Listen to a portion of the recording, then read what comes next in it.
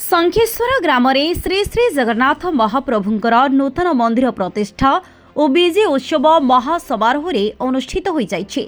जगतसिंहपुर जिला तीरतोड़ ब्लॉक अंतर्गत गोपालपुर पंचायत शंखेश्वर ग्राम श्री श्री जगन्नाथ महाप्रभुंकर नूतन मंदिर प्रतिष्ठा और विजय उत्सव महासमारोह अनुष्ठित होइतिला। आज श्री श्री जगन्नाथंकर कलश शोभायात्रा मंदिर प्रतिष्ठा उत्सव भजन समारोह आयोजित हो जाइछे।